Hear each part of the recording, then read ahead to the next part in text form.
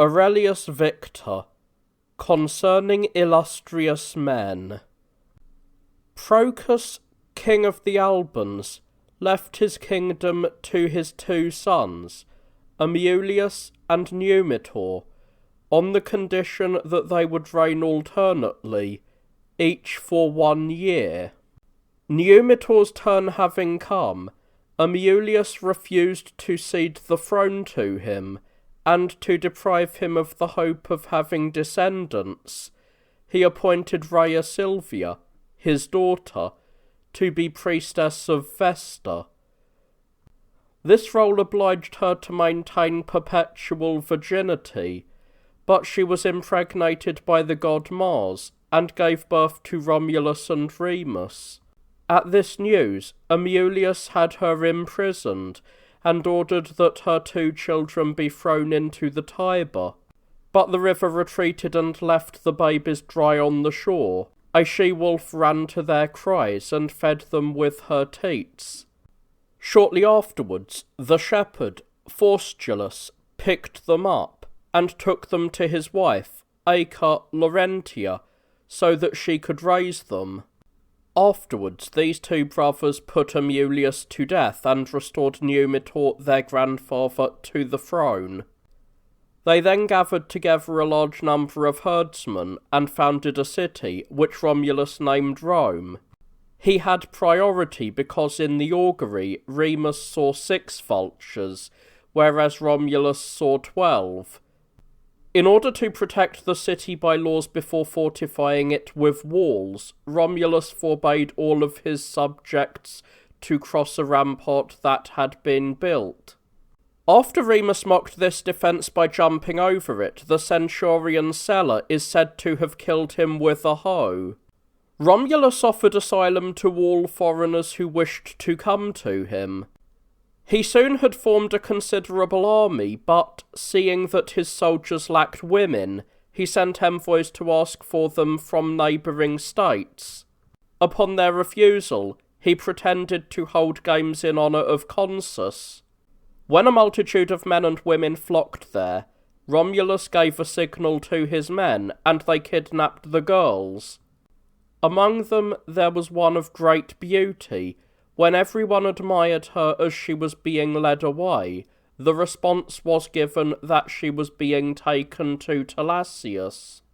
Because the union of this couple was very happy, the custom was introduced of pronouncing the name of Thalassius at all weddings.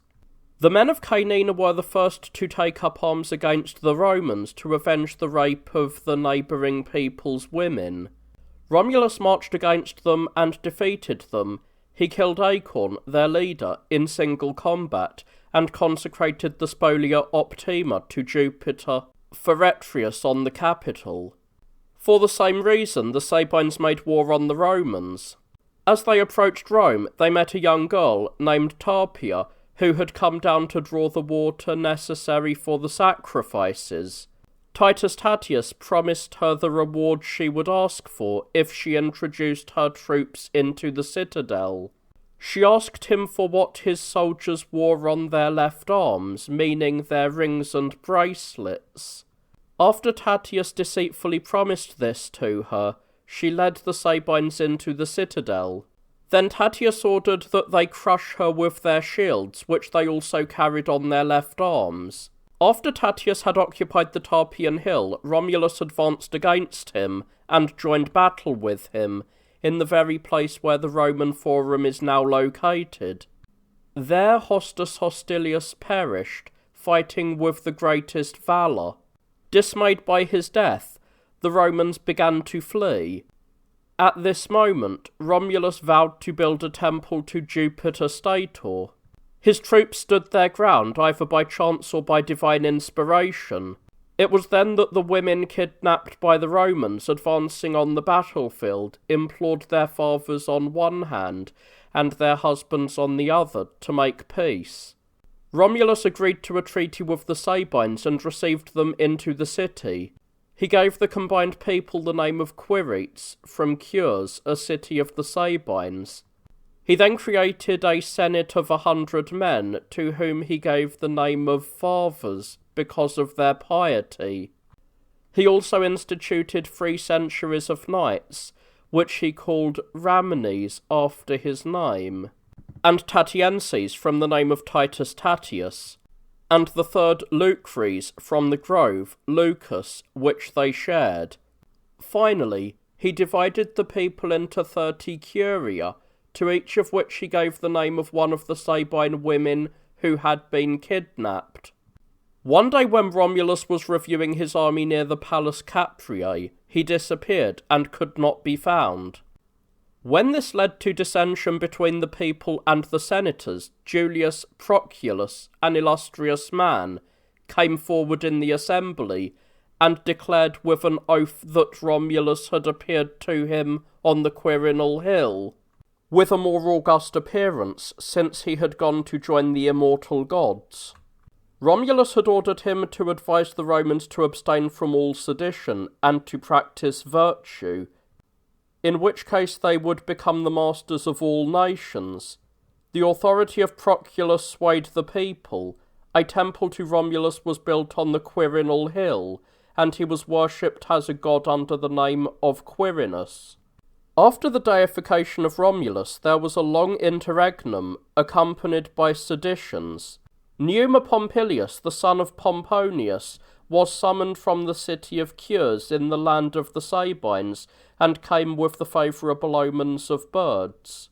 Numa wanted to soften through religion the ferocity of his people, and instituted many sacred ceremonies. He built a temple to Vesta and chose some Vestal virgins. He also chose 3 flamens, who were called Dialis, Martialis, and Quirinalis.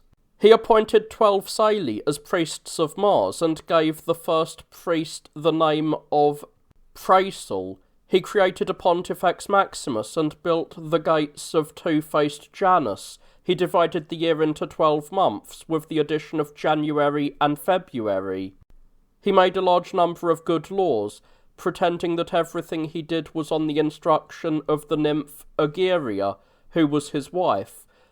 Because of his great love for justice, no one made war against him.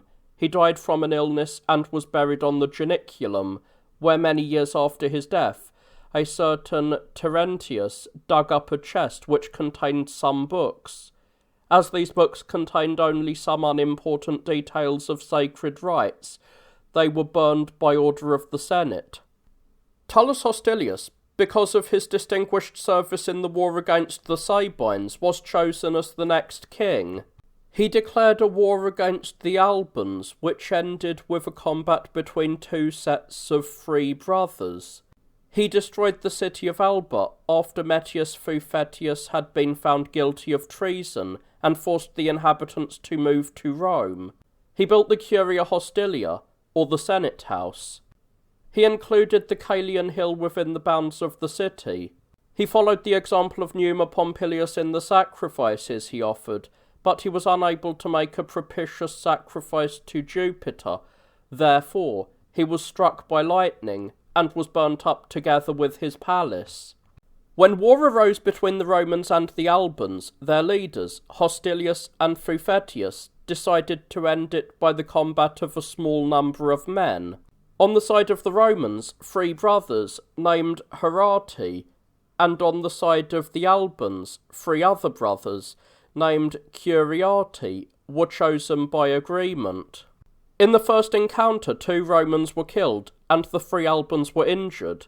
The last Horatius, seeing himself unable to defend himself against 3, although he had not received any wounds, pretended to flee. The Curiati pursued him at unequal intervals, as much as the pain of their wounds allowed, and one after the other they were killed by him. As he returned laden with their spoils, he met his sister on the way, and she recognised the military cloak of one of the Curiati, to whom she was engaged. When she began to cry, her brother killed her. For this he was condemned by the Duumvirs, but he appealed to the people. His father's tears obtained his pardon, but on condition that he would pass under a yoke. This yoke is still in place on the street, and is called the Sisters' Yoke.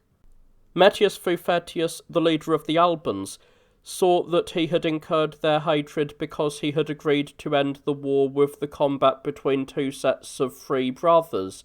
To rectify this fault, he incited the Veientes and Fidenates against the Romans. When Metius was summoned by Tullius as an ally, he kept his troops on the slope of a hill to await the result of the battle. Tullius perceived his intentions, and cried out in a loud voice that Metius had taken up his position by his order. These words so frightened the enemies that they were defeated. The next day, Metius went to congratulate Tullius, but the king ordered that he should be tied between 4-horse chariots and torn apart. Ancus Marcius, the grandson of Numa Pompilius through his daughter, was similar to his grandfather in fairness and religious devotion, and subdued the Latins in wars. He added the Mercian and Janiculan hills to the city, and surrounded the town with a new wall. He provided public forests for the use of ships. He instituted the tax on salt works. He built the first prison. He established the colony of Ostia, convenient for maritime trade at the mouth of the Tiber. He brought in the law of the Fetiales, which envoys use for reclaiming property. From the Aquiculi, it is said Rhesus was the first to devise it. After accomplishing these things, he was taken away by a premature death after a few days' illness, which prevented him from fulfilling the promise of being a great king. Lucius Tarquinius Priscus was the son of Demaratus of Corinth, who, escaping from the tyranny of Caepsulus, migrated to Etruria. He himself was called Lucomo. He set out from the city of Tarquini and came to Rome. When he arrived, an eagle snatched his cap and, after flying up high, then replaced it. Tanaquil, his wife, who was skilled in augury, interpreted this as a sign of his future kingship. Tarquinius, through wealth and diligence, acquired high status and even gained familiarity with King Ancus.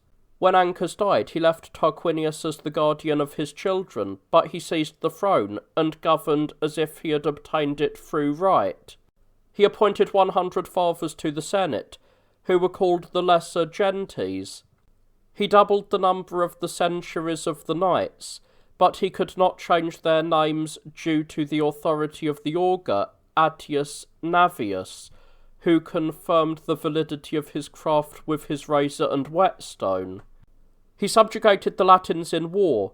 He built the Circus Maximus and established the Ludi Magni. He triumphed over the Sabines and the ancient Latins.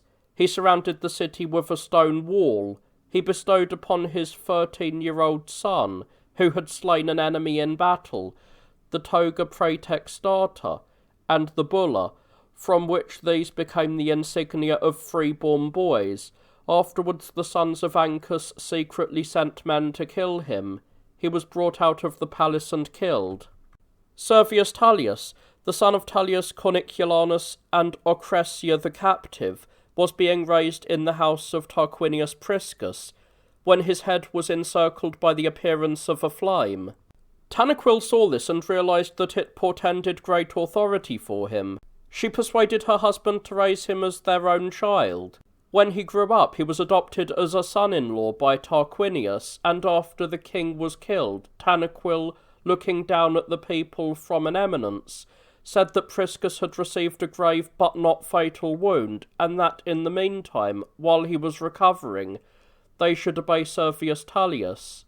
Servius began his rule somewhat precariously, but he governed the realm justly. He frequently defeated the Etruscans.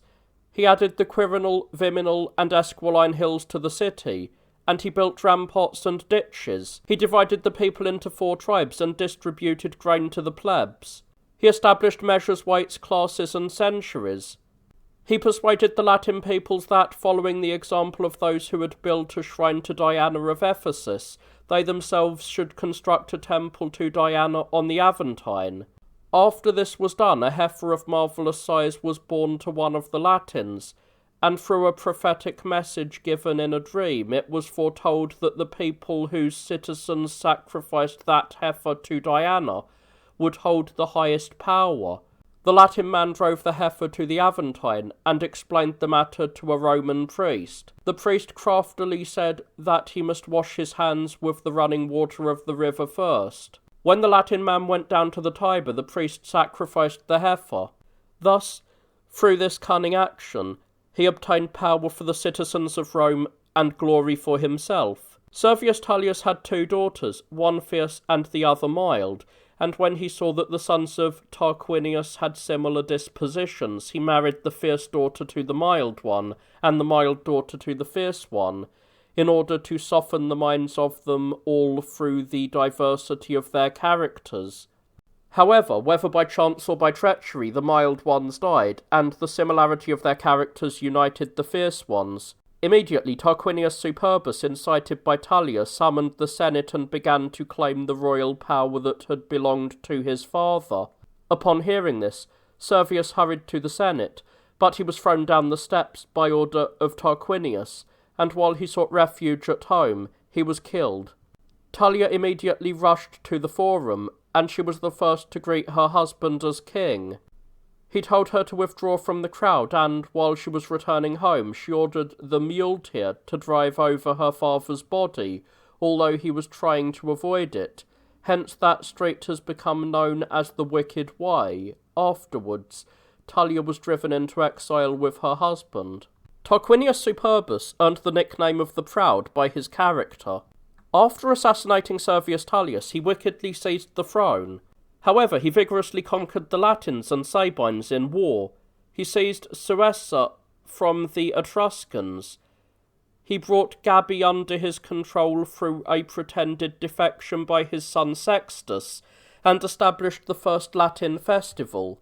He held games in the circus and constructed the Cloaca Maxima, in which he made use of the entire strength of the people, and hence those ditches are called the Fossi Quirium, or ditches of the Roman people. When he was building the Capitol, he discovered the head of a man, from which it was recognized that this city would be the head of the nations. After his son violated Lucretia during the siege of Ardea, he was driven into exile along with his son. He took refuge with Porsena, the king of Etruria, by whose help he attempted to regain the throne, but he was repelled and withdrew to Cumae, where he spent the remainder of his life in the utmost ignominy. At Ardea, Tarquinius Collatinus, son of the sister of Tarquinius Superbus, lodged in the same tent as the young men of the royal family. It happened that, while they were praising their wives at a rather unrestrained banquet, they decided to put their wives to the test, so they set out for Rome on horseback. There they found the wives of the royal family in revelry and luxury. They then went to Colatia. They found Lucretia among her handmaids in the weaving room, and therefore she was judged to be the most chaste. In order to seduce her, Sextus Tarquinius returned to Colatia at night and, by right of kinship, entered the house of Collatinus. He burst into the chamber of Lucretia and violated her chastity. The next day, after summoning her father and husband, she revealed what had happened, and then she killed herself with a dagger, which she had hidden under her clothes. They conspired to bring an end to the kings and avenge the death of Lucretia by forcing them into exile. Junius Brutus, the son of the sister of Tarquinius Superbus, because he feared that he might suffer the same fate as his brother, who had been killed by his uncle on account of his wealth and intelligence, pretended foolishness, and therefore was called Brutus. When the young men of the royal family were going to Delphi, in mockery he was chosen to accompany them, and he brought a staff of wild elder with a golden rod poured into it as a gift to the god. When the oracle replied that whoever kissed his mother first would have the highest power in Rome, he kissed the earth. Then, due to the rape of Lucretia, he conspired with Tricipitinus and Collatinus to cause the downfall of the kings. After the kings were banished, he was appointed to be the first consul, and when his sons conspired with the Aquili and Vitelli to bring the Tarquini back into the city, he had them beaten with rods and executed. Then, in battle against the Tarquini, he engaged in a fierce duel with Arruns, the son of Tarquinius, in which they both died from mutual wounds. His body was placed in the forum with a eulogy from his colleague, and the matrons mourned him for a year. When Porsena, the king of the Etruscans, was trying to restore the Tarquini to the city, and had captured the Janiculum in his attack, Horatius Cocles, so named because he had lost an eye in another battle, stood in front of the Pons Subiculus, and withstood the line of the enemy alone, until the bridge was broken in his rear, at which he jumped fully armed into the Tiber, and crossed over to his own people. For this reason, he was publicly given as much land as he could go round with a plough in one day, and a statue of him was placed in the Vulcanal. When King Porsena was besieging the city, Mucius Cordus, a man of Roman steadfastness, approached the Senate and asked for permission to defect, promising to kill the king. Having been granted permission, he went to the camp of Porsena, where he mistook another man for the king and killed him. When he was seized and taken before the king, he placed his right hand in the flame on the altar, inflicting this punishment on the guilty hand, because it had erred in killing. The king took pity on him, and he was taken away. As if to repay his kindness, Mucius said that 300 men similar to him were conspiring against the king. The king was frightened by this, and ended the war after receiving hostages. Some fields beyond the Tiber were given to Mucius, and they were named the Praetor Mucia after him. Also a statue was erected in his honour. Porsena received the noble Cloelia among the hostages. After evading the guards, she left his camp at night, and took a horse that chance had provided and crossed the Tiber. Porsena demanded her back through envoys, and she was returned. Admiring her bravery, he allowed her to choose some companions to return with her to her homeland. She chose young girls and boys, whose age she knew was vulnerable to harm. A statue of her on horseback was placed in the forum. When the Romans were at war with the Veientes, the family of the Fabii demanded them as their personal enemies, and 306 of the family set out under the leadership of Fabius the consul. After winning many victories, they set up camp near the river Cremera. The Veientines, resorting to treachery, brought out cattle from the opposite direction in view of the Fabii. As the Fabii advanced towards them, they fell into an ambush and were killed, except one. The day on which this happened was declared a day of ill omen. The gate through which they had departed was called the Accursed Gate. One of them, left at home due to his young age, generated the family line down to Quintus Fabius Maximus, who thwarted Hannibal, and was known as the Delayer by his detractors. Lucius Valerius, the son of Volusius, triumphed first over the Veientes, then over the Sabines, and finally over both nations together.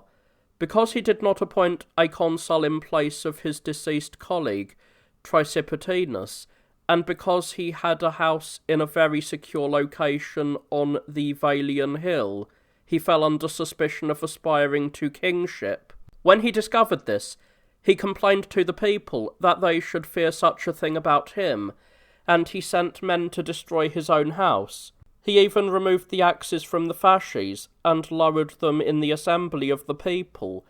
He proposed a law transferring the right of appeal from the magistrates to the people, hence he was called Publicola. When he died, he was given a public burial, and honoured with a year of mourning by the matrons. Tarquinius, after he was expelled, sought refuge with Mamilius, his son-in-law, at Tusculum, and he stirred up the men of Latium into a heavy onslaught against the Romans. Postumius was appointed dictator and fought against the enemy at Lake Regillius. When victory was in doubt, the Magister Equitum ordered the horsemen to remove the bridles from their horses, so they would be carried forward with irresistible force, by which they routed the Latin army and captured their camp. But among them there appeared 2 young men of remarkable courage, riding white horses. The dictator sought to honour them with suitable rewards, but he could not find them. He deduced that they were Castor and Pollux, and dedicated a temple to them in the Forum. Lucius Quinctius Cincinnatus repudiated his very insolent son Caeso, who was also branded by the censors. Caeso fled to the Volscian Sabines, who under the leadership of Coelius Gracchus were waging war against the Romans and besieging the consul, Minucius, with his army on Mount Algidius. Quinctius was proclaimed dictator. The envoys sent across the Tiber to summon him found him ploughing naked. After putting on his insignia, he freed the consul from the siege. For this he was given a gold crown and a siege crown. He defeated the enemy, accepted the surrender of their leader, and led him before the triumphal chariot on the day of the triumph. After 16 days he laid down the dictatorship he had received and returned to farming. After 20 years he was again appointed dictator. He ordered Spurius Maelius, who was seeking kingship, to be killed by Servilius Aula, the Magister Equitum. The house of Maelius was levelled to the ground.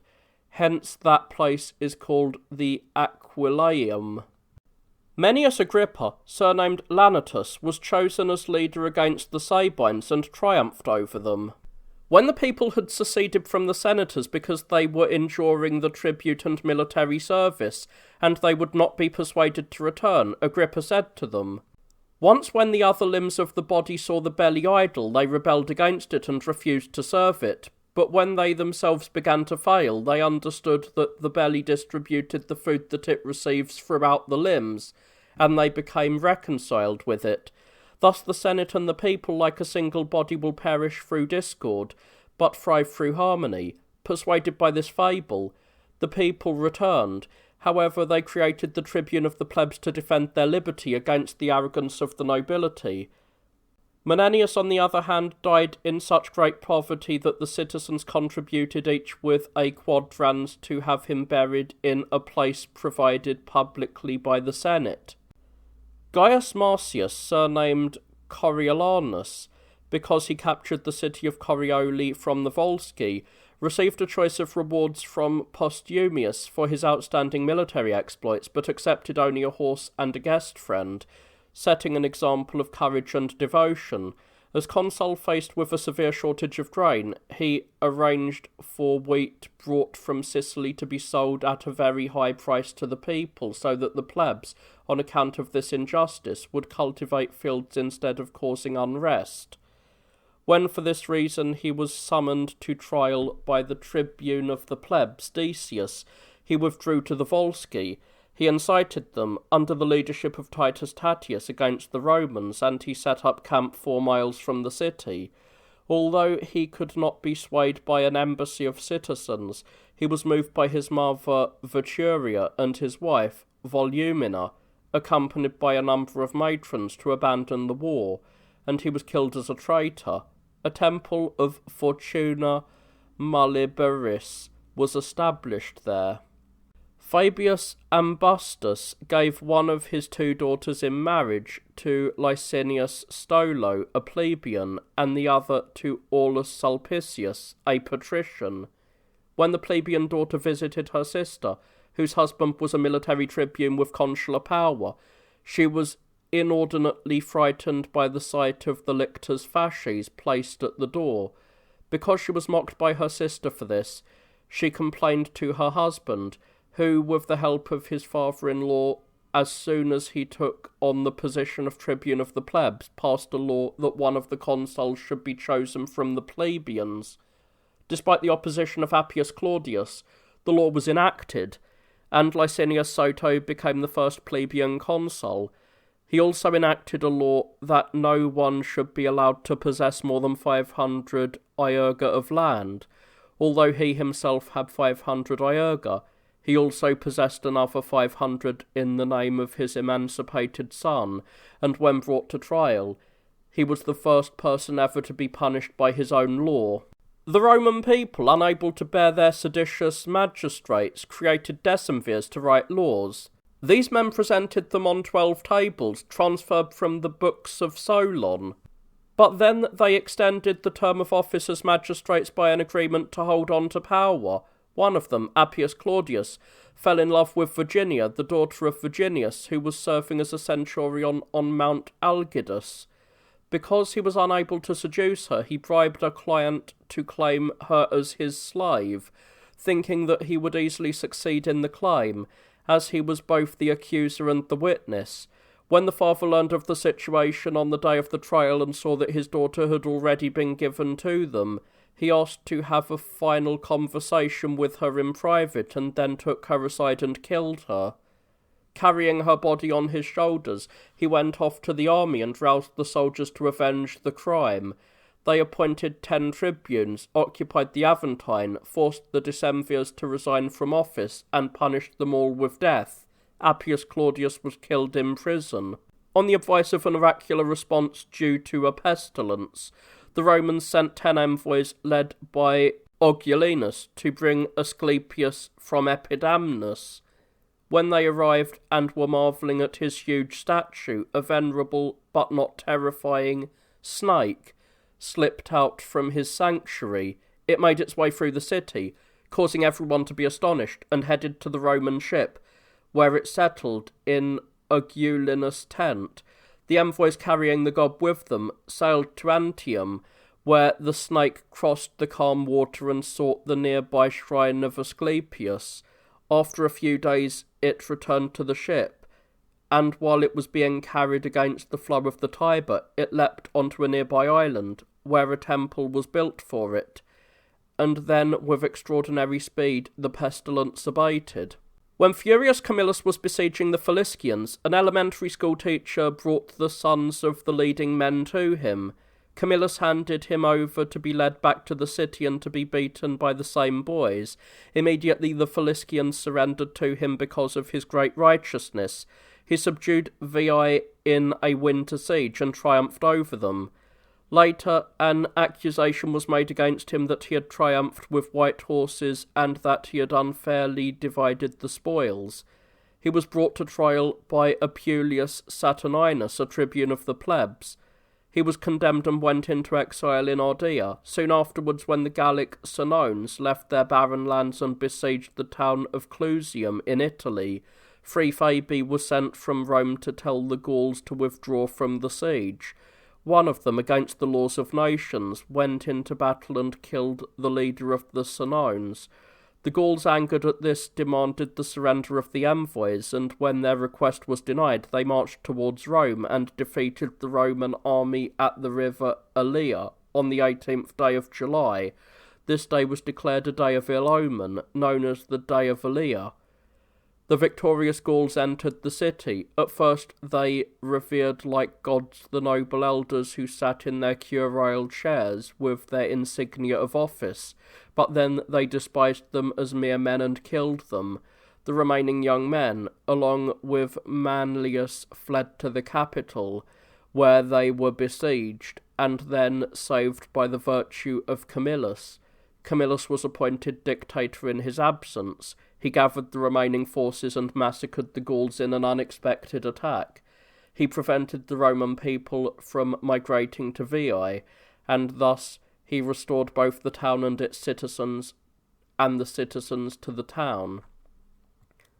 Manlius, named Capitolanus for defending the capital, offered himself as a volunteer soldier at the age of 16. He was decorated with 37 military awards by his leadership, and had 23 scars on his body. When the city was captured, he was the one who persuaded the men to seek refuge in the capital. One night he was awakened by the noise of a goose, and threw down the Gauls who were climbing up. He was hailed by the citizens as their patron, and given a gift of spelt. He also received a house on the capital at public expense. Puffed up with pride, he was accused by the senators of having hidden away the Gallic treasures, and he released bound debtors with his own money. He was imprisoned on a charge of seeking to become a king, but was released with the consent of the people. He was accused again, when he persisted even more seriously in the same crime, but the trial was adjourned because the capital could still be seen. Then he was brought to trial in a different location. He was convicted and thrown off the Tarpeian Rock. His house was demolished and his property was confiscated. His family abandoned the cognomen of Manlius. The Fidenates, ancient enemies of the Romans, killed the envoys sent to them in order to fight more bravely because they had no hope of pardon. Quinctius Cincinnatus was sent as dictator against them. Cornelius Cossus, his magister equitum, killed Lars Toluminus, the leader of the Fidenates, with his own hand. He then dedicated the Spolia Optima to Jupiter the second to do this after Romulus. When Publius Decius Mus was a military tribune, under the consuls Valerius Maximus and Cornelius Cossus, during the Samnite War, the army was trapped by the enemy in the narrow passes of Mount Gaurus. After receiving the troops that he requested, he managed to escape to higher ground and terrified the enemy. He himself escaped unharmed through the sleeping gods in the dead of night. For this he was awarded the civic crown by the army. As consul in the Latin War, together with his colleague Manlius Torquatus, he set up camp near the river Viceris. Both consuls had dreams predicting victory, but only if the leader fell in battle. Decius, after comparing dreams with his colleague, agreed with him that the one whose wing faltered in battle would devote himself to the gods of the underworld. When his own part of the line started to give way, Decius devoted himself and the enemy to the gods of the underworld, with the aid of Valerius the Pontifex. He charged into the enemy and left the victory to his own army. Publius Decius, the son of Decius Mus, in his first consulship triumphed over the Samnites and consecrated their spoils to Ceres. In his second and third consulships he achieved much in both domestic and military affairs. In his fourth consulship, when Fabius Maximus was his colleague, the Gauls, Samnites, Umbrians and Etruscans conspired against the Romans. Decius led his army into battle, and when his wing started to give way, he emulated his father's example. He summoned the Pontifex Maximus, Marcus Livius, and vowed himself and his enemies to the gods of the underworld, reciting the solemn words while leaning on a spear. He charged into the enemy and left the victory to his own army. His body was given a magnificent burial, with a eulogy from his colleague. Titus Manlius Torquatus had been relegated to the countryside by his father because of the slowness of his intellect and the difficulty he had in speaking. One day he learned that the tribune of the plebs, Pomponius, was bringing his father to trial. He went off at once, entered the city by night, and obtained a private interview with the tribune. Then he drew his sword and forced the tribune in great terror to abandon the accusation. When Sulpicius was dictator, as military tribune, he killed a Gallic challenger. He placed the torque that he had taken from him around his own neck. As consul, he executed his own son with an axe, because he had fought against his orders. He defeated the Latins at the river Viceris, when his colleague Decius devoted himself. He later declined the consulship, saying that neither could he tolerate the vices of the people, nor could the people tolerate his severity. When Camillus was pursuing the remnants of the Senones, the military tribune, Valerius, advanced alone against a huge Gallic challenger, although everyone else was terrified. A crow coming from the rising sun landed on his helmet and pecked at the face and eyes of the Gaul during the fight. Valerius defeated the enemy and was named Corvinus. Then, when a huge crowd, burdened with debt, tried to occupy Capua under the leadership of Quinctius, whom they had forced to take the command, Valerius took on the debts and suppressed the tumult. The consuls, Titus Veturius and Spurius Postumius, while waging war against the Samnites, were led into an ambush by the enemy commander, Pontius Telesinus. He sent pretended deserters to the Romans, who reported that Lucaria in Apulia was being besieged by the Samnites.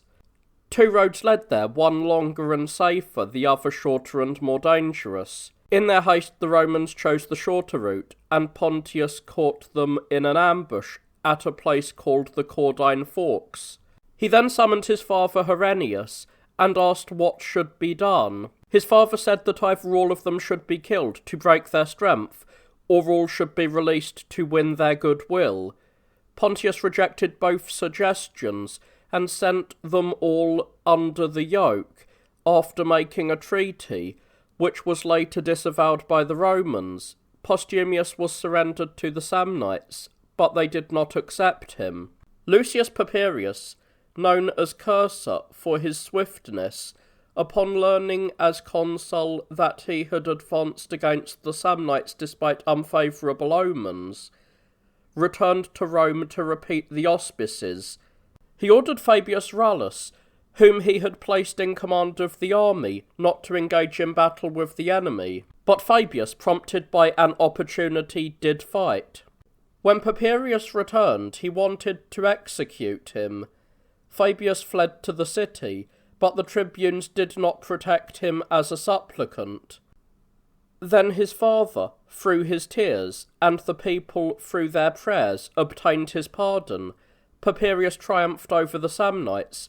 He also severely rebuked the praetor of Praeneste, and said, "Lictor, untie the axe." When he saw the praetor terrified by the fear of death, he ordered the lictor to cut out a tree root, which was an obstruction to walkers. Quinctus Fabius Rulianus, the first of the family to be called Maximus on account of his virtue, as Master Equitum narrowly escaped being executed by Papirius after the victory over the Samnites. He triumphed first over the Apulians and Norcrians, then over the Samnites, and for the 3rd time over the Gauls, Umbrians, Marsians, and Etruscans.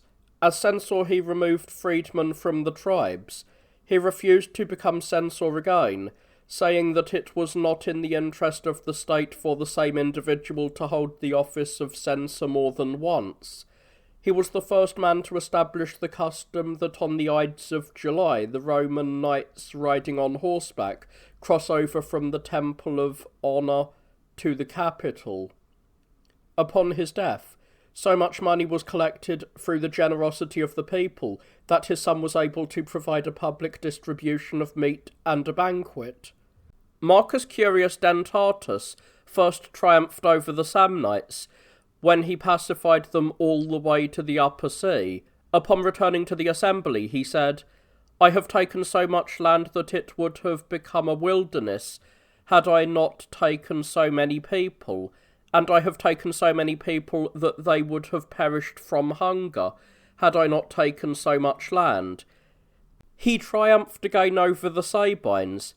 For the 3rd time he entered the city in triumph over the Lucanians.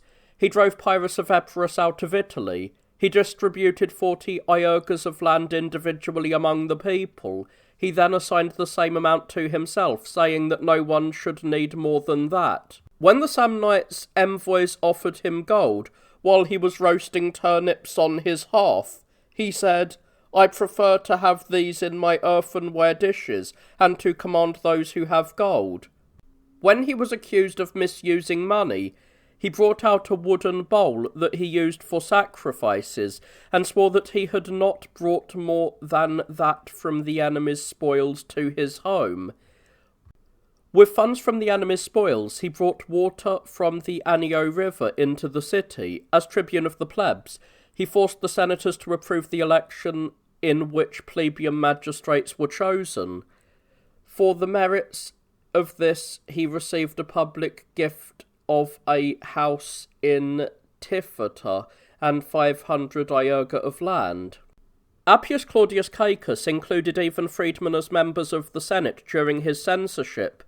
He deprived the flute players of their rights to feast and sing in public. 2 families were assigned to the rites of Hercules, the Potiti and the Pinari. He bribed the Potiti, the priests of Hercules, to teach public slaves the rituals of Hercules, which led to his own blindness and the complete destruction of the Potiti family. He vehemently opposed sharing the consulship with the plebeians. He objected to Fabius being sent to war without a colleague. He subdued the Sabine Samnites and Etruscans in battle. He paved a road all the way to Brundisium with stone. Hence it is called the Appian Way. He brought the Aqua Annaeus into the city. He held the office of censor alone for a period of 5 years, when the question of peace with Pyrrhus was being discussed, and the envoy Cineas was seeking to win the favour of individuals who were influential using bribes. Appius, now old and blind, was carried in a litter to the Senate, and he eloquently rejected the very dishonourable terms. Pyrrhus, the king of Epirus, who was descended from Achilles on his father's side and from Hercules on his mother's side, consulted Apollo about war when he was hoping to conquer the world, but saw that the Romans were powerful opponents. Apollo ambiguously responded, "I say to you, descendant of Asius, the Romans can conquer." Taking this statement in the sense he wanted, Pyrrhus made war against the Romans with the help of the Tarentines. He perturbed the consul Laevinus at Heraclea by the novelty of his elephants, and when he saw the Romans dying with wounds to their front, he said, "I could soon have conquered the world with soldiers such as this." When his friends congratulated him, he replied, "What use is such a victory to me, in which I lose the main strength of my army?" He set up camp 20 miles from the city and returned the captives to Fabricius for free. Seeing the new army of Laevinus, he said that he had the same fate in fighting against the Romans as Hercules had fighting against the Hydra. After being defeated by Curius and Fabricius, he fled to Tarentum and then crossed over into Sicily. He soon returned to Locri in Italy and tried to take away the money of Proserpine, but it was lost in a shipwreck. He then returned to Greece, where he was struck down by a blow from a tile while besieging Argos. His body was taken to Antigonus, the king of Macedonia, and given a magnificent burial. Volsini, a noble town in Etruria, almost perished because of its luxury. The slaves whom its citizens had rashly freed and then admitted into their senate conspired to overpower them. After suffering many indignities, they secretly sought help from Rome, and Decius was sent to them. All the freedmen were either imprisoned or killed by him, or returned as slaves to their masters. Appius Claudius was the brother of Caecus, and was named Caudex after he defeated the Volsinians. He was sent as consul to free the Mamertines, whose citadel was being besieged by the Carthaginians and Hieron, king of Syracuse. Initially he crossed the strait in a fishing boat to observe the enemy and negotiated with the Carthaginian general to withdraw the garrison from the citadel. Returning to Rhegium, he captured a 5-banked enemy ship with infantry forces, and with it transported a legion into Sicily. He expelled the Carthaginians from Messana, and in a battle near Syracuse he accepted the surrender of Hieron, who, terrified by the danger, sought the friendship of Rome, and later proved to be a most faithful ally to them. Gnaeus Julius, who was sent as commander against the Carthaginians in the First Punic War, because he saw that they had great power at sea, built a strong fleet, and was the first to introduce boarding bridges of iron. Despite the mockery of the enemy, thus during the fight he seized the enemy's ships, which were defeated and captured. Himilco, the leader of the Carthaginian fleet, fled to Carthage and asked the Senate what they thought he should do. When everyone shouted that he should fight, he said, "That is what I did, and I was defeated." In this way he evaded the punishment of crucifixion, for among the Carthaginians unsuccessful commanders were punished by crucifixion. Dullius was granted the right of returning home from dinner with a torchbearer and a flute player leading the way at public expense. Attilius Collatinus, who was sent as commander against the Carthaginians, expelled the enemy's garrisons from the very large and well-fortified cities of Enna, Drepanum, and Lilybaeum. He captured Panormus. After roaming all over Sicily, with a few ships he defeated a large enemy fleet led by Hamilcar. But when he hurried to relieve the besieged city of Catana, he was trapped by the Carthaginians in a narrow pass. There, the military tribune, Calpurnius Flamma, with 300 companions, climbed to a higher position and rescued the consul, although he himself fell fighting along with his 300 men. When Calpurnius recovered after being found half dead by Attilius, he was a great terror to the enemy. Attilius celebrated a glorious triumph.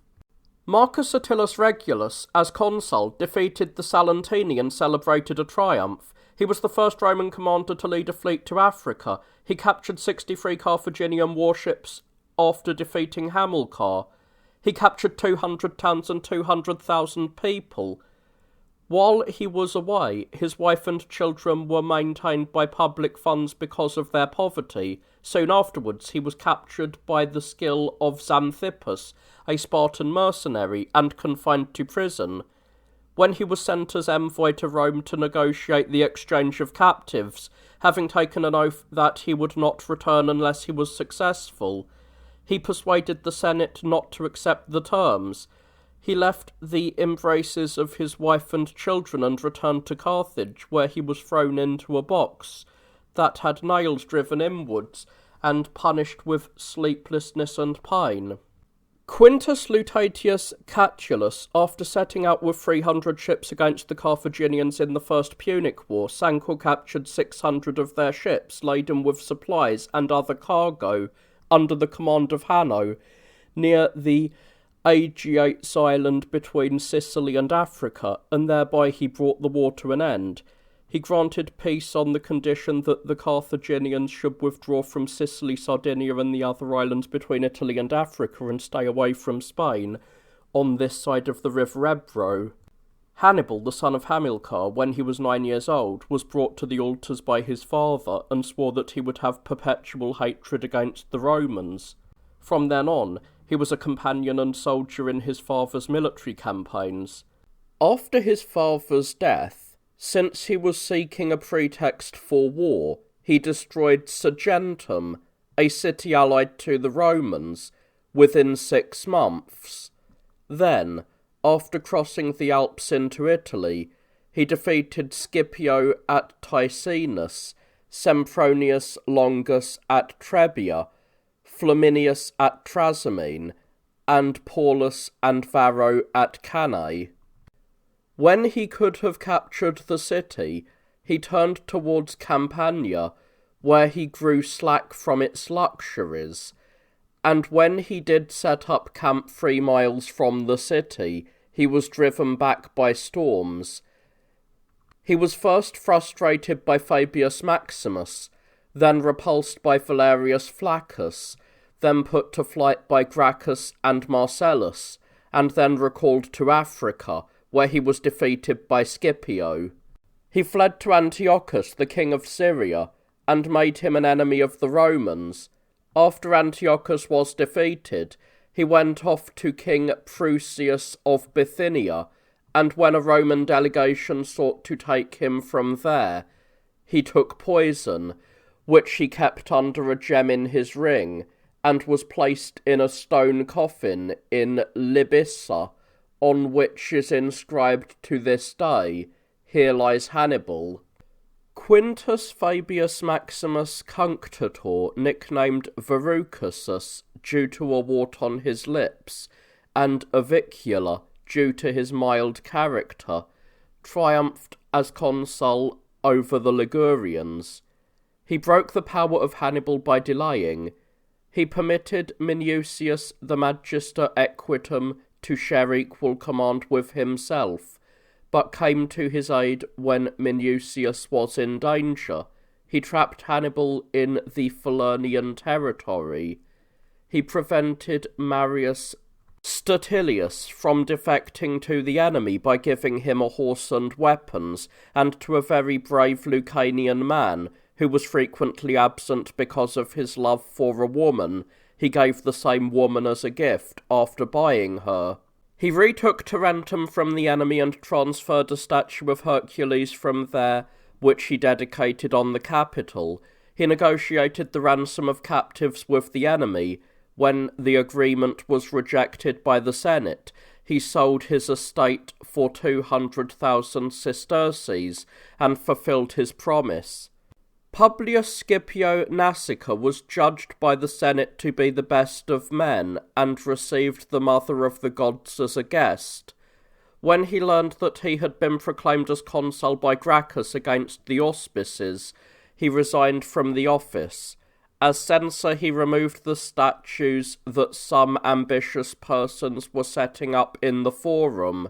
As consul, he captured Delminium, a city of the Dalmatians. He refused the title of Imperator offered by the soldiers, and the triumph offered by the Senate. He was the preeminent in eloquence, most knowledgeable in law, and very wise in character. Hence he was commonly called Sage. Marcus Marcellus defeated Viridomarus, the leader of the Gauls, in single combat.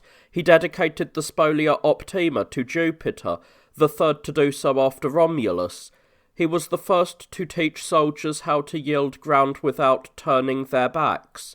He showed how Hannibal could be defeated, with the aid of the narrowness of the locality near Nola. He besieged Syracuse for 3 years. When a triumph was denied to him by the Senate due to intrigue, of his own accord he triumphed on the Alban Mount. As consul for the 5th time, he was trapped in an ambush by Hannibal, and given a magnificent burial. His bones were sent back to Rome, but they were intercepted by robbers and lost. While Hannibal was devastating Italy, the Mother of the Gods was summoned from Pessinus, in accordance with the response of the Sibylline books. When she was being carried against the flow of the Tiber, she suddenly came to a standstill in the middle of the sea, and when she could not be moved by any amount of force, it was discovered in the books that she could only be moved by the hand of the most chaste woman. Then the Vestal Virgin Claudia, who was falsely suspected of incest, prayed to the goddess that, if she recognized that she was pure, the goddess would follow her, and attaching her belt to the ship, she moved it. While the temple was being built, the statue of the Mother of the Gods was given to Nasica, who was considered to be the best of men, to act as its host. Marcus Porcius Cato, whose family lived in Tusculum, was invited to Rome by Valerius Flaccus. He was a military tribune in Sicily, a very brave questor under Scipio, and a very just praetor. During his praetorship, he subjugated Sardinia, where he was educated in Greek literature by Ennius. As consul, he defeated the Celtiberians, and to prevent them from rebelling, he sent letters to each city, ordering them to demolish their walls. Each city thought that it alone was receiving the command, and complied. In the war against the Syrians, as military tribune under Acilius Glabrio, he drove away the enemy garrison from the heights of Thermopylae. As censor, he removed from the Senate L. Flaminius, a former consul, because, in order to provide a spectacle for a courtesan, he had ordered a man to be brought out of prison and then strangled at a banquet in Gaul. Cato was the first to build a basilica in his own name. He resisted the matrons who demanded the repeal of the Oppian Law, which took away their ornaments. He was a tireless prosecutor of evil men, and he prosecuted Galba when he was 80 years old. He himself was prosecuted 44 times and always acquitted with honour. He proposed that Carthage should be destroyed. He had a son when he was 80 years old. His image is often displayed at funerals. Hasdrubal, the brother of Hannibal, crossed from Spain into Italy at the head of a large army. Roman power would have been ended then if he had been able to join Hannibal. On hearing of his approach, Claudius Nero, who was encamped in Apulia, a short distance from Hannibal, left part of his army in the camp, and immediately marched with picked troops to confront Hasdrubal. After he joined his colleague, Livius, near the city of Senna, and the banks of the Metuarus, together they completely defeated Hasdrubal. After this victory, Nero returned to the camp with as much speed as he had left it, and cast Hasdrubal's head at the bottom of his brother's rampart. When he saw this, Hannibal admitted that he had been defeated by the bad fortune of Carthage. As a reward for this, Livius entered the city of Rome in a triumph, and Nero entered in an ovation.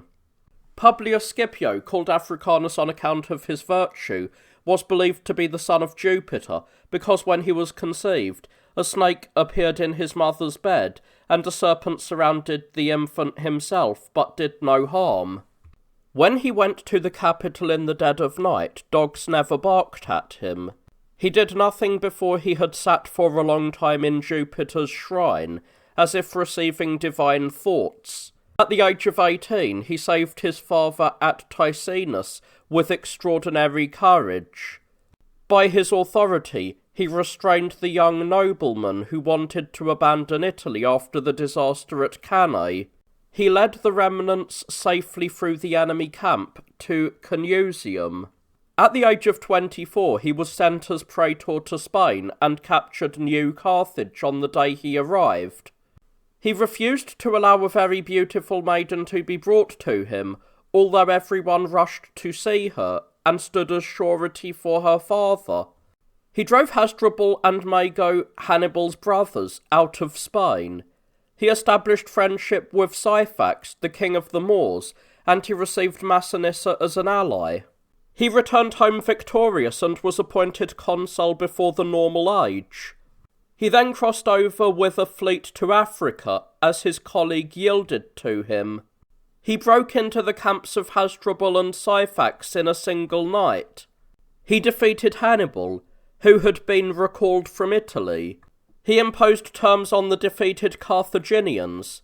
In the war against Antiochus, he went as legate to his brother and received back his captured son without ransom. When he was accused of extortion by the tribune of the plebs, Petilius Actius, he tore up the account book in the sight of the people. On this day, he said, I conquered Carthage, therefore, for good fortune, let us go to the capital and supplicate the gods. Then he went into voluntary exile, where he spent the rest of his life. When he was dying, he asked his wife not to have his body taken back to Rome. Livius Salinator triumphed over the Illyrians in his first consulship. Then, due to jealousy, he was accused of embezzlement and condemned by all the tribes except the Metian. As consul for the second time, when his enemy Claudius Nero was his colleague, he formed an alliance with Nero to prevent the state from being poorly governed due to discord, and triumphed over Hasdrubal. As censor with the same colleague, he consigned all the tribes except the Metian to the lowest class, and deprived them of their pay on the charge that they had either unjustly condemned him previously, or had wrongly bestowed such great honours on him afterwards. Quintus Flaminius, the son of the Flaminius who perished at Lake Trasimene, as consul drew Macedonia by lot, and entered the province with the shepherds of the chieftain Charops as his guides. He defeated King Philip in battle and drove him from his camp. He received Philip's son Demetrius as a hostage, whom he restored to the throne after imposing a fine on him. He also received the son of Nabis of Sparta as a hostage. He announced the games of the Samian Juno through a herald. He was also sent as an envoy to Prusias to demand the surrender of Hannibal. Quintus Fulvius Nobilitor, as consul, defeated the Vetones and Oretani, after which he entered into the city in triumph. As consul, he received the surrender of the Aetolians, who had fought alongside the Romans in the Macedonian War, but later defected to Antiochus after numerous battles, in which they were defeated and confined inside the town of Ambracia. He despoiled them of their standards and painted panels, and triumphed over them. His friend Ennius celebrated the victory, which was magnificent in itself, with remarkable praise. Scipio Asiaticus, the brother of Africanus, was praised by his brother for his virtue in Africa, despite his bodily weakness. As consul, with his brother as his legate, he defeated King Antiochus of Syria at Mount Syphilis, when the enemy's bows had been impaired by the Rhine, and deprived him of a portion of his kingdom. For this he was called Asiaticus. Later, Gracchus the father, who was tribune of the plebs, intervened, although he was his enemy, to prevent him from being taken to prison for embezzlement. Cato the censor removed his horse as a mark of disgrace. Antiochus, the king of Syria, with excessive confidence in his resources, waged war against the Romans under the pretext of reclaiming Lysimachia, which had been founded by his ancestors but was now possessed by the Romans. He immediately occupied Greece and its islands. He became enervated by luxury in Euboea. Roused by the arrival of Marcus Acilius Glabrio, he occupied Thermopylae and was then driven out to Asia by the efforts of Marcus Cato. In a naval battle, for which he had placed Hannibal in command, he was defeated by Lucius Aemilius Regillus. He returned the son of Scipio Africanus, whom he had captured during the voyage, to his father. In a show of gratitude, Scipio urged him to seek Roman friendship. Antiochus disregarded this advice and fought with Lucius Scipio near Mount Syphilis. He was defeated and driven back beyond the Taurus Mountains. He was killed by some of his companions, whom he had assaulted while drunk at a banquet. Gaius Manlius Vulso was sent to organise the province of Scipio Asiaticus. In his desire to obtain a triumph, he waged war against the Pisidians and the Gallo-Grecians who had supported Antiochus. After he had easily defeated them, among the captives, the wife of King Orgiagon was given into the custody of a certain centurion, who raped her. She kept silent about the offence, but after obtaining her husband's redemption, she had the adulterer handed over to be killed by him. Lucius Aemilius Paulus, the son of the man who fell at Cannae, triumphed over the Ligurians in his first consulship, which he obtained after 3 rejections. He displayed in public the series of his achievements, painted on a tablet. When he was consul for a second time, he captured Perseus, the son of Philip, the king of the Macedonians, in the temple of the Samothracian gods. He wept for the defeated king, and ordered him to sit beside him, but then he led him in triumph. In the midst of rejoicing, he lost 2 sons, and, coming before the people, he expressed his gratitude to fortune, that if any adversity threatened the state, it had been averted by his misfortune. For all these reasons, he was granted by the people and the Senate the privilege of wearing the triumphal robe at the circus games. Because of his self-restraint and poverty, after his death, the dowry could not be repaid to his wife without selling his possessions. Tiberius Sempronius Gracchus, born into a noble family, did not allow his enemy Scipio Asiaticus to be led to prison. He subdued Gaul as praetor, conquered Hispania as consul, and conquered Sardinia in his second consulship. He brought back so many captives that through a long-lasting sale it became a proverb, Sardinians for sale. As censor, He divided the freedmen who had occupied the rural tribes into 4 urban ones. For this, although his own authority protected him, his colleague Claudius was accused by the people. And when 2 classes had condemned him, Tiberius swore that he would go into exile with him. Thus, the defendant was acquitted. When 2 snakes had crept from the marriage bed of Tiberius, he received an oracular response that whichever of the snakes was killed, one of the married couple who was of the same sex would die. Out of love for his wife Cornelia, he ordered the male snake to be killed. Publius Scipio Aemilianus, the son of Paulus Macedonicus, was adopted by Scipio Africanus.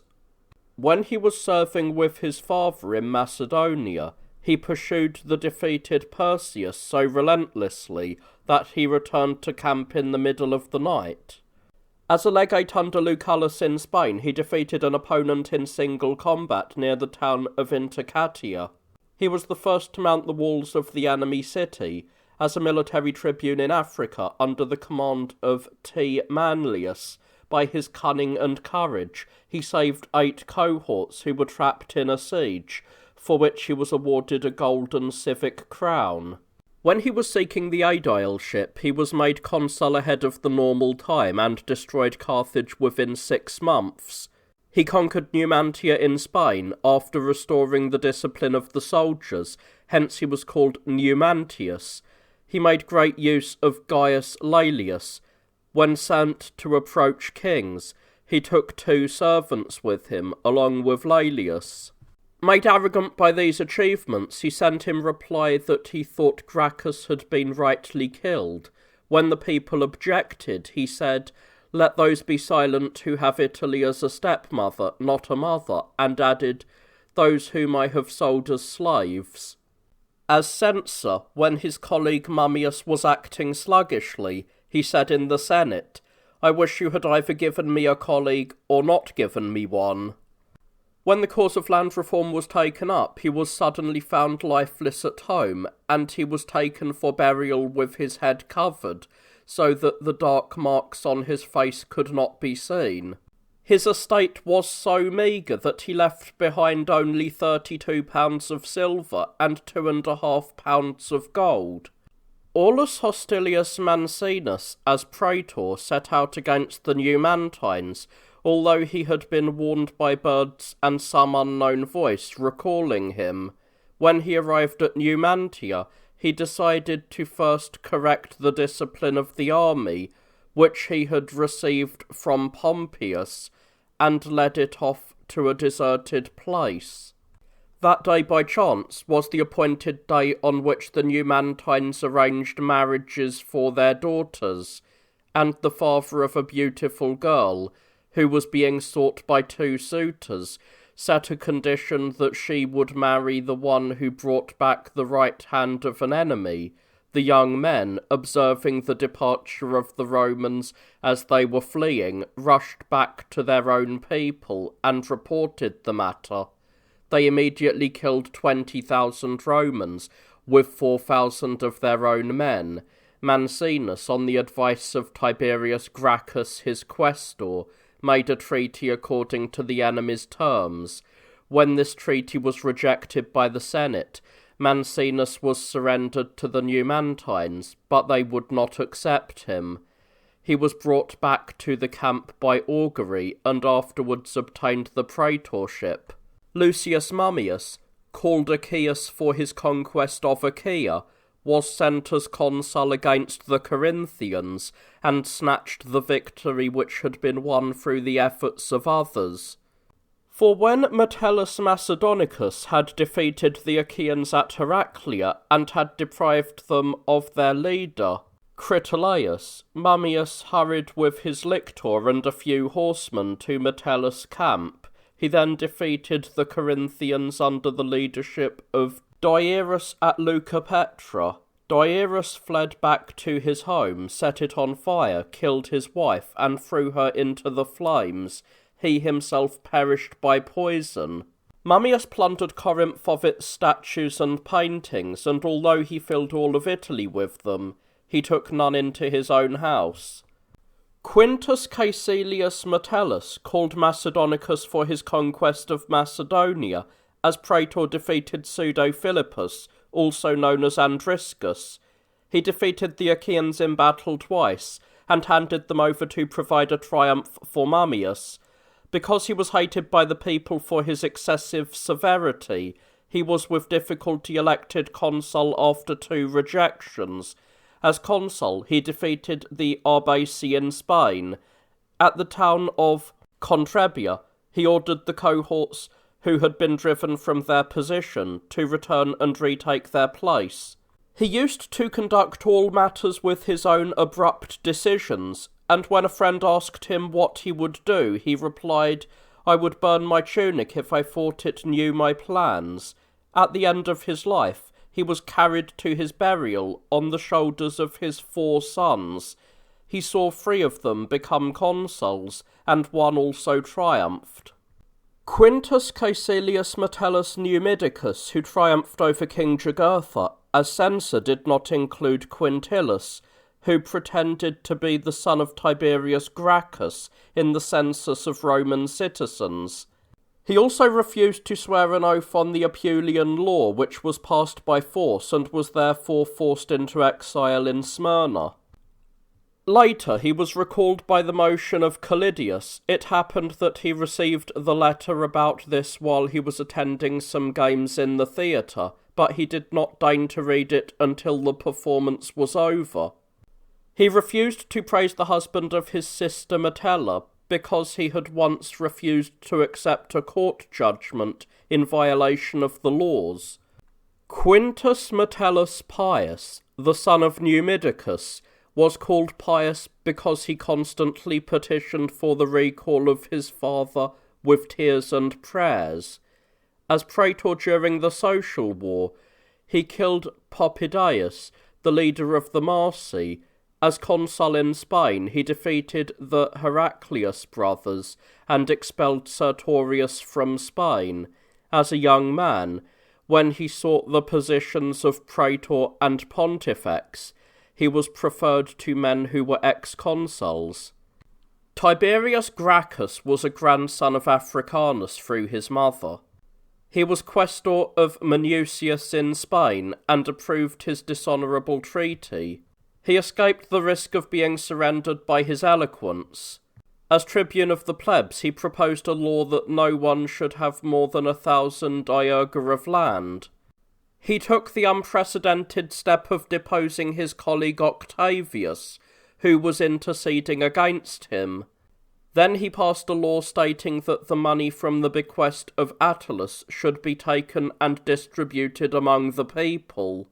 When he wanted to extend his power, he went out in public, despite unfavourable auspices, and immediately went up to the Capitol, holding his hands to his head, which indicated that he entrusted his safety to the people. The nobility interpreted this as if he were requesting a crown, and when the consul Mucius hesitated, Scipio Nasica called on everyone who desired the safety of the state to follow his lead. Nasica then attacked Gracchus in the capital and overwhelmed him. The body of Gracchus was thrown into the Tiber by the hands of the aedile Lucretius, who as a result was called Vispillo. To escape unpopularity, Nasica was sent away under the pretext of an embassy to Asia. Gaius Gracchus, as questor, was allowed the disease-ridden province of Sardinia, and when no successor arrived, left it of his own accord. He sustained resentment as a result of the revolts in Asculum and Fregellae. As tribune of the plebs, he proposed agrarian and grain laws, and also stated that colonists should be sent to Capua and Tarentum. He appointed himself, Fulvius Flaccus, and Caius Crassus as commissioners for distributing the land. When Minucius Rufus, a tribune of the plebs, opposed his laws, he went up to the Capitol, and when Antyllus, the herald of the consul Optimus, was killed in the fray there, he went down to the forum. Gracchus unwisely called the assembly away from the tribune of the plebs. He was summoned to the Senate for this reason, but he did not attend, and instead he seized the Aventine Hill with his armed followers. When he was defeated there by Optimus, he twisted his ankle in leaping from the Temple of Luna, while his friend Pomponius resisted his pursuers at the Porta Trigemina, and P. Laetorius resisted them at the Pons Sublicius. Gracchus reached the grove of Farina, where he was killed either by his own hand or by the hand of his slave, Euphorus. It is said that his head was brought by his friend Septimius to Optimus, who paid for it with an equivalent amount of gold. Due to greed, the head had been filled with lead to make it heavier.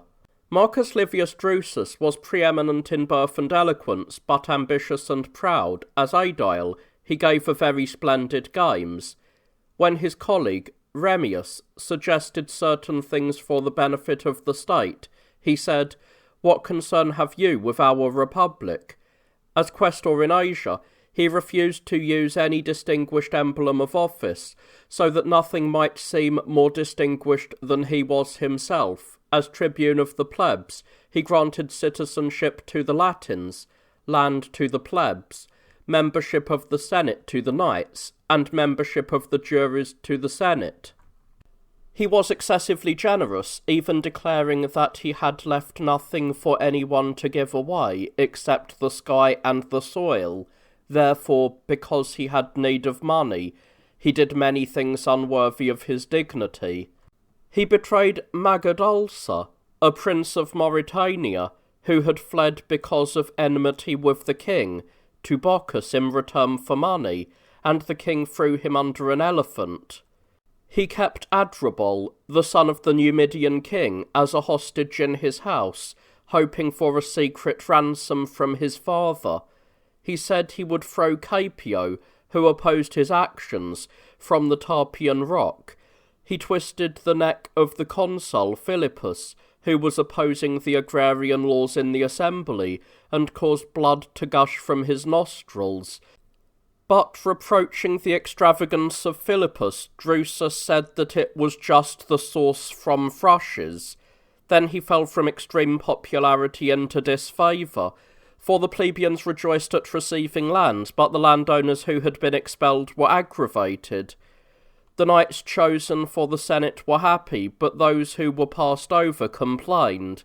The Senate exulted in the membership of juries, but disliked the partnership with the knights.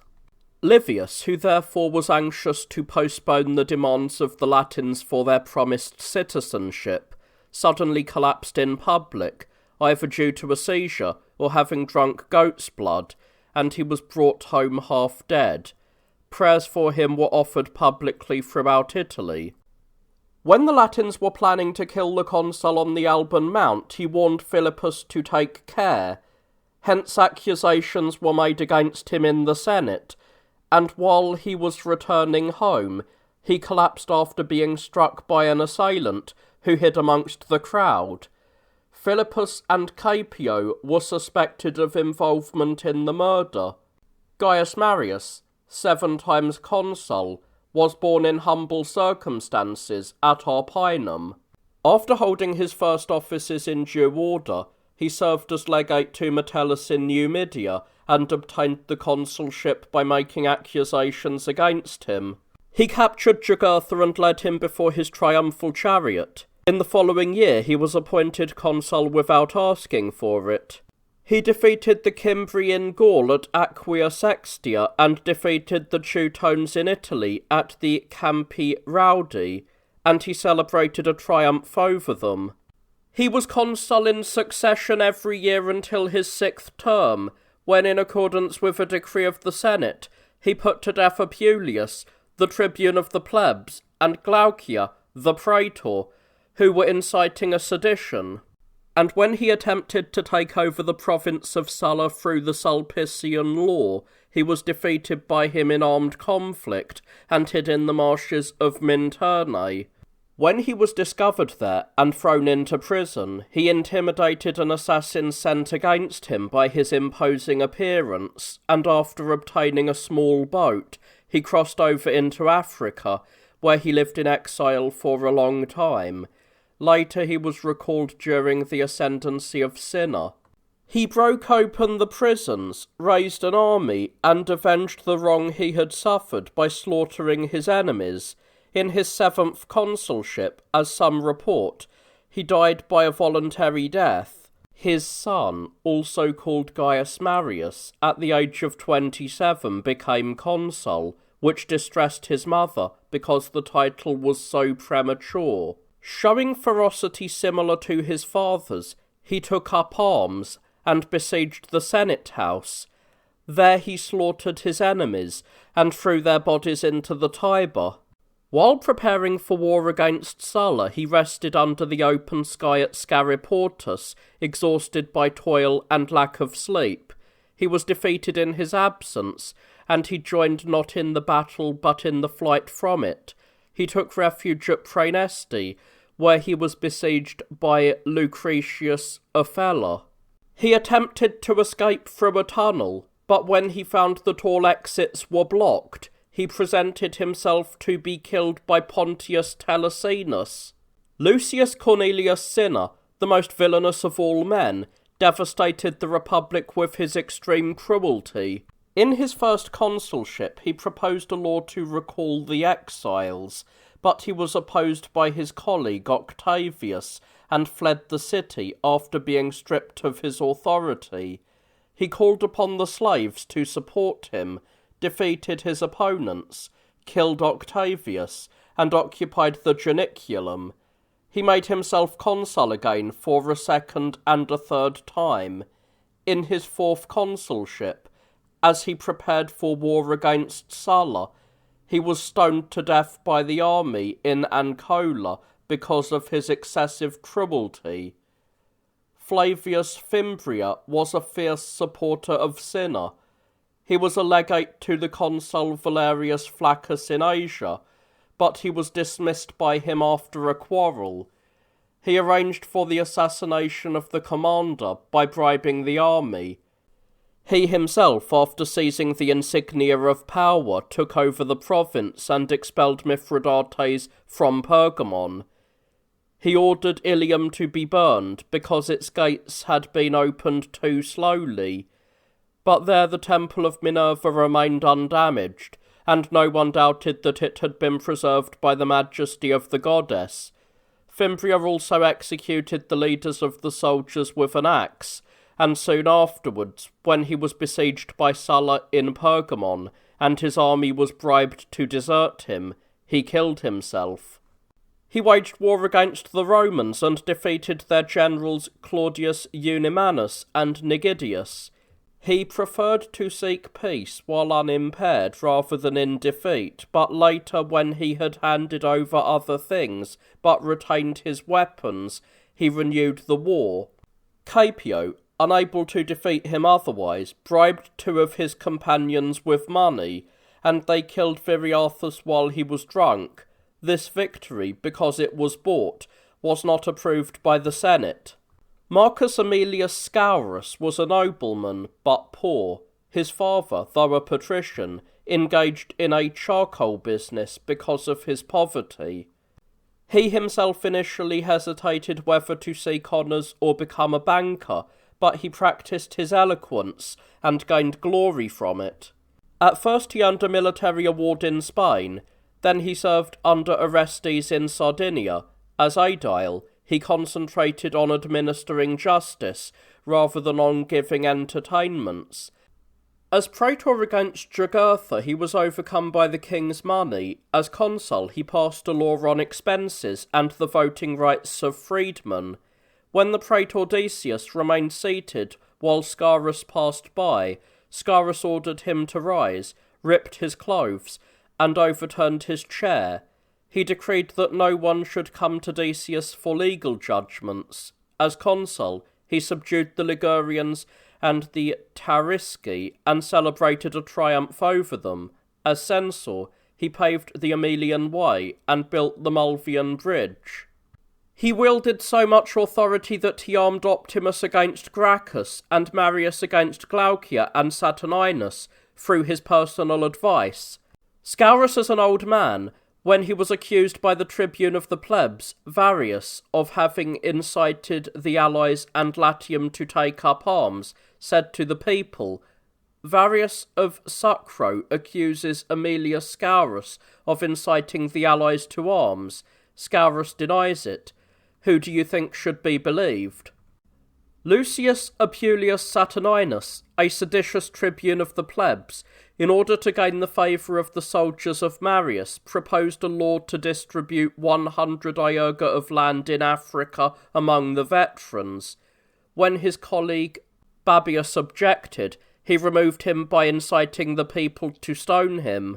He overturned the chair of the praetor Glaucia, who had taken away part of the people by giving legal judgments on the day he himself was holding a meeting in order to appear more popular.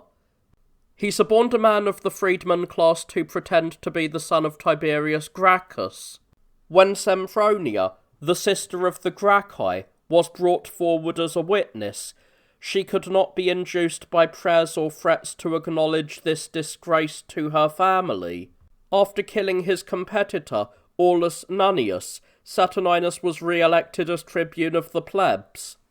He apportioned land in Sicily, Achaea, and Macedonia to new colonists, and he made use of the gold that had been acquired through the deceit or crime of Capio to purchase the land. He forbade the use of fire and water to anyone who did not swear allegiance to his laws. When many nobles opposed this law, he shouted, after thunder was heard, Now unless you are silent, it will hail. Metellus Numidicus preferred to go into exile rather than swear allegiance to the law. When Saturninus was elected as tribune of the plebs for the third time, in order to make his accomplice Glaucia a praetor, he arranged for the murder of Glaucia's rival, Mummius, in the Campus Martius. Marius strengthened by a decree of the Senate, in which it was resolved that the consuls should take care that the Republic suffered no harm, besieged Saturninus and Glaucia in the capital, and after cutting off the water supply in the heat of summer, received their surrender.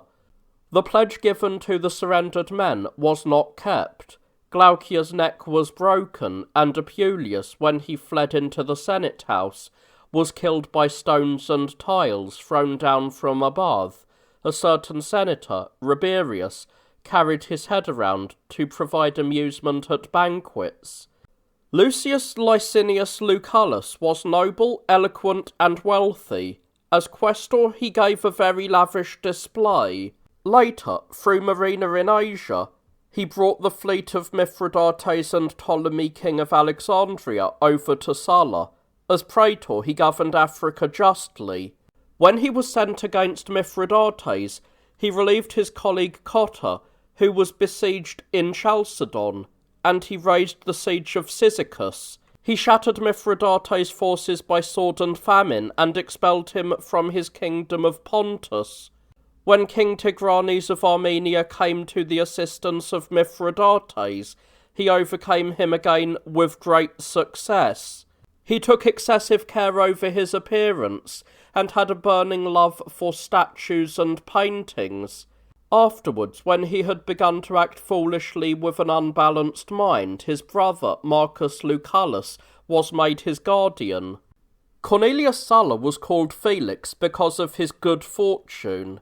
As a very young boy, he was being carried by a nurse when a woman approached him and said, "Greetings, boy. You are fortunate for yourself and for your republic."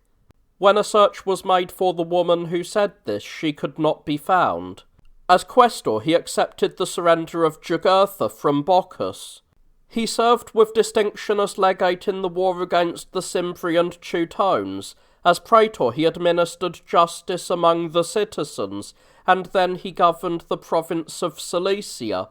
He defeated the Samnites and Hipperini in the social war. He protected the monuments of Bocchus when Marius wanted to destroy them. As consul, he was assigned Asia, where he defeated Mithridates in battles at Orchomenus and Chaeronea. He conquered his general Archelaus at Athens, and took control of the port of Piraeus. He defeated the Mede and Dardani on his way to Asia.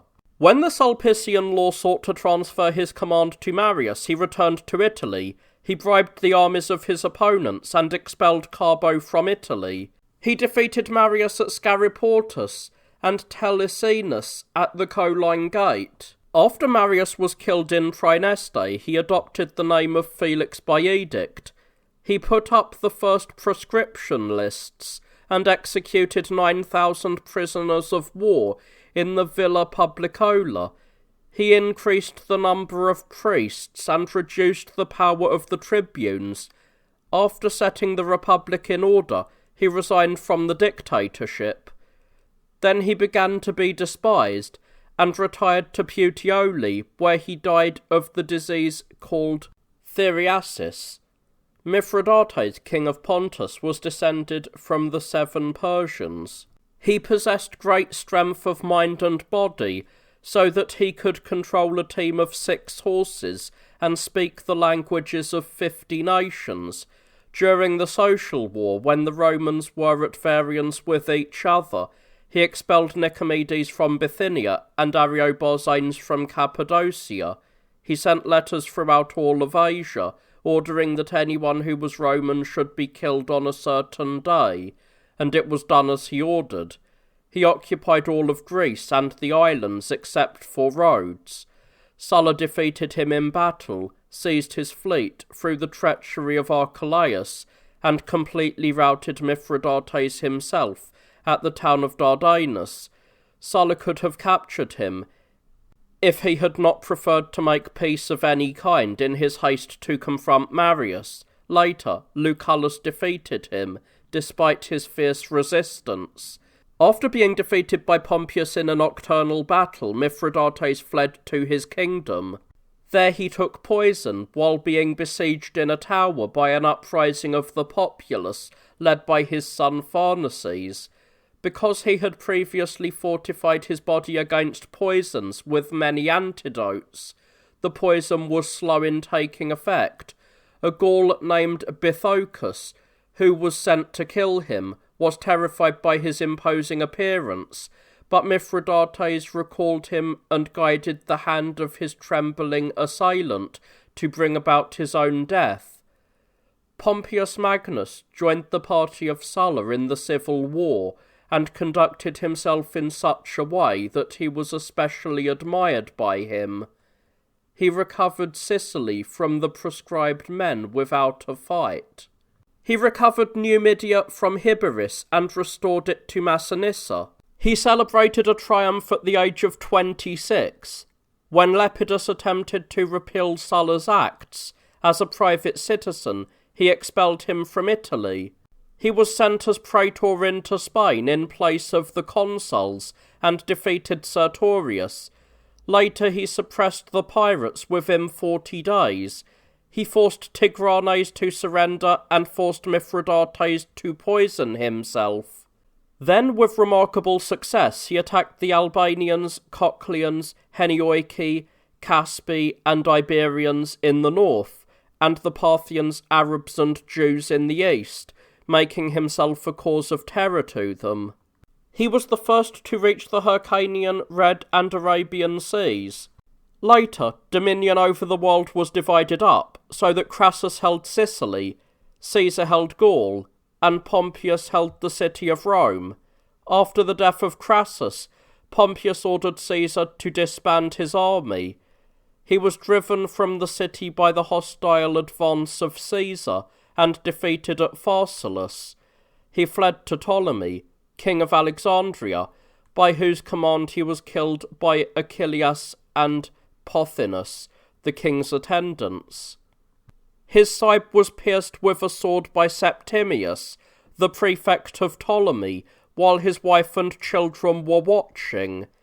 And then the head of the dead man was cut off with a sword, a practice which had been unknown until that time.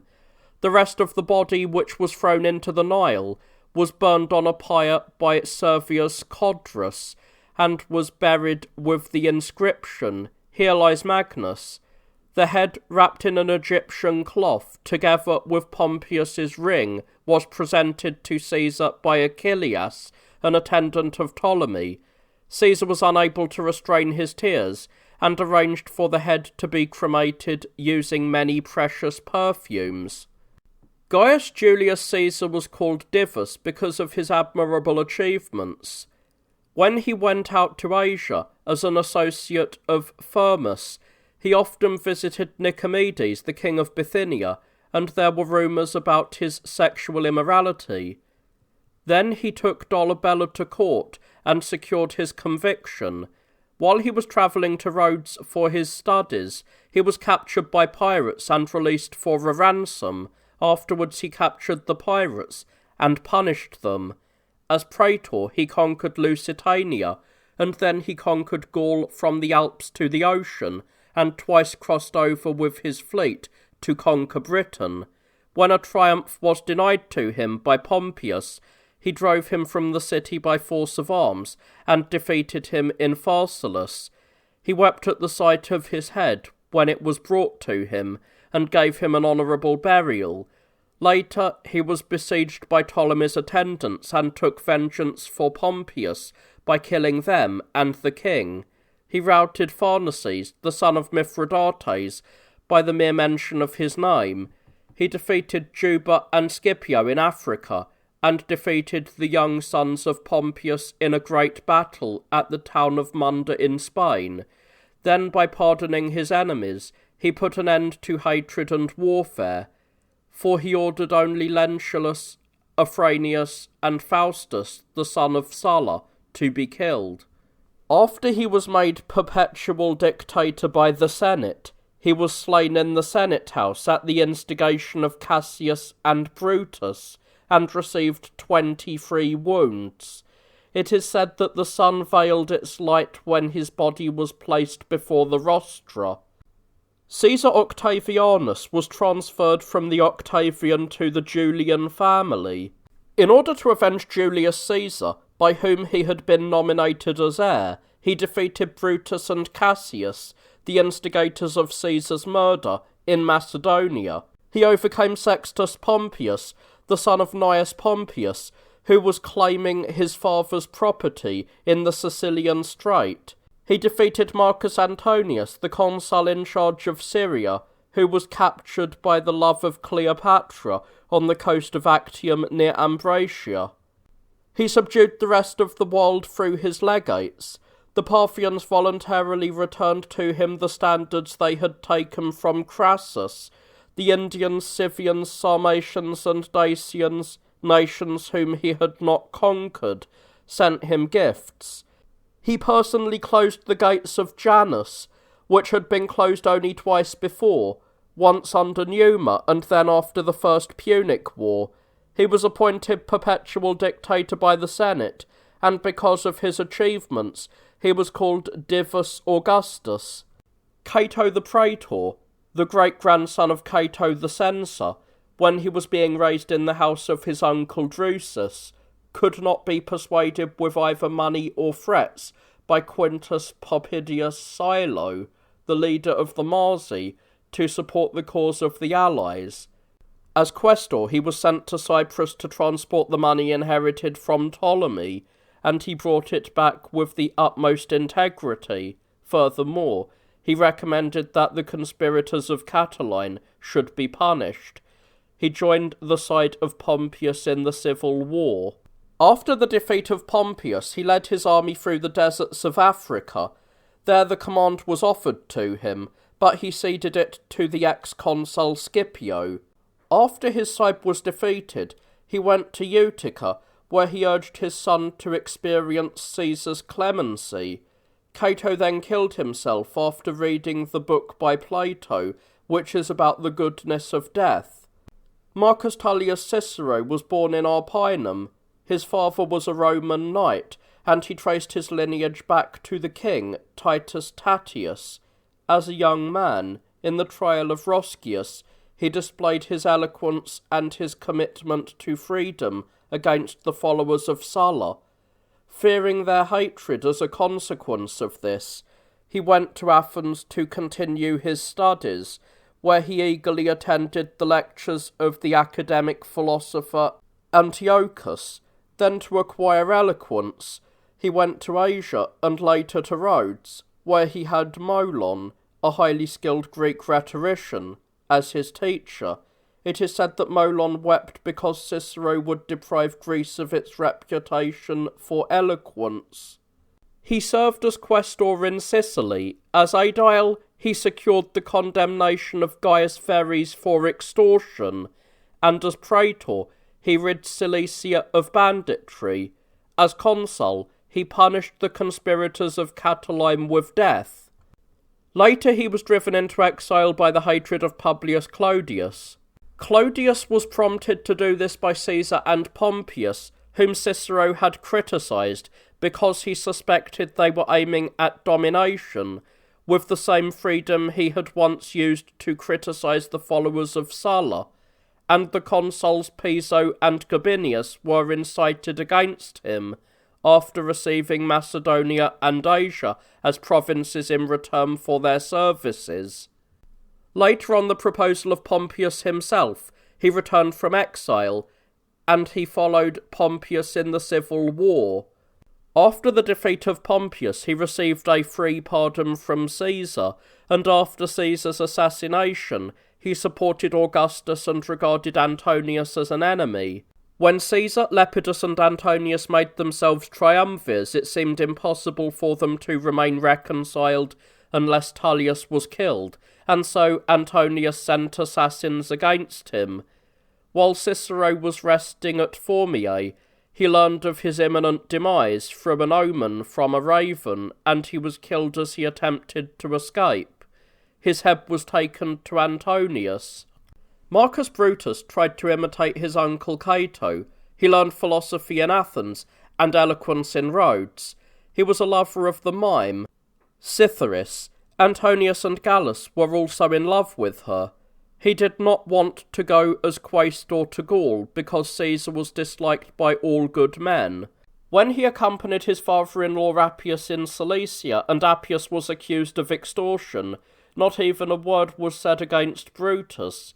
In the civil war he was recalled from Cilicia by Cato and followed Pompeius. After the defeat of Pompeius, he was pardoned by Caesar and governed Gaul as proconsul. However, along with the other conspirators, he killed Caesar in the Senate house. Because he was hated by the veterans, he was sent off to Macedonia. After he was defeated by Augustus in the plains of Philippi, he offered his neck to be cut by Strato. Gaius Cassius Longinus was quaestor under Cassius in Syria. After the death of Crassus, he gathered the remnants of the army and returned to Syria. He defeated Osaces, the prefect of the Parthian king, at the river Orontes.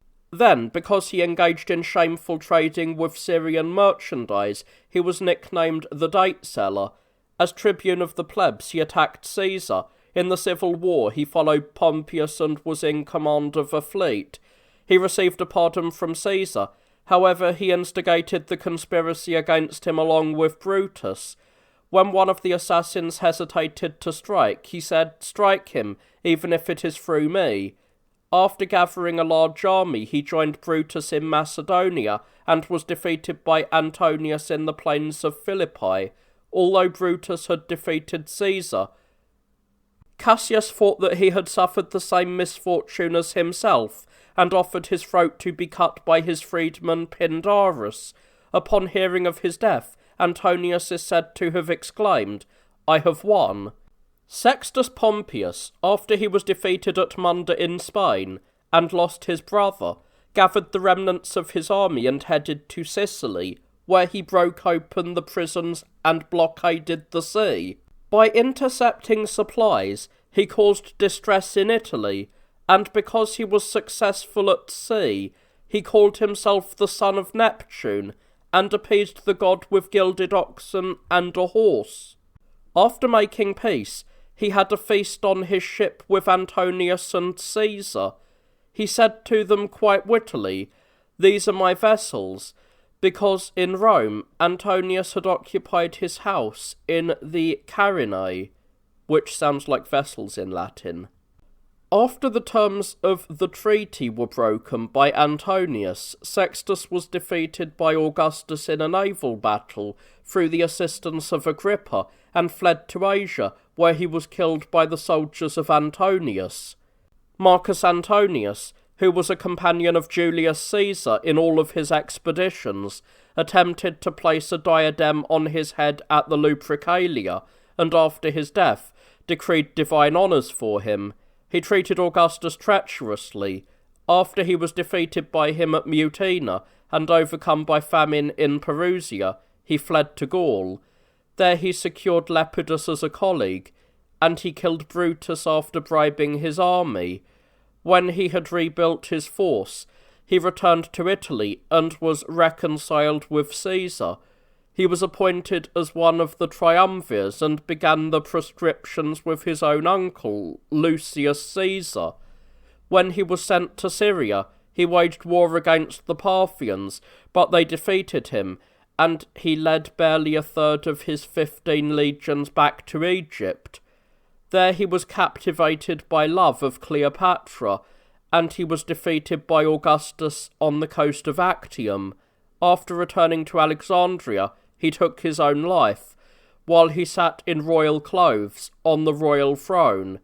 Cleopatra, the daughter of Ptolemy, the king of Egypt, was driven out by Ptolemy, her husband and brother, when she tried to cheat him of his throne. She came to Caesar in Alexandria during the civil war. From Caesar, by her beauty and by sleeping with him, she obtained Ptolemy's kingdom and his death. She was of such insatiable lust that she often prostituted herself, and of such great beauty that many were willing to pay with death for one night with her. Later she joined with Antonius, and together with him she was defeated. While she was pretending to offer funeral sacrifices for him, she was killed by poisonous snakes that were brought into his tomb.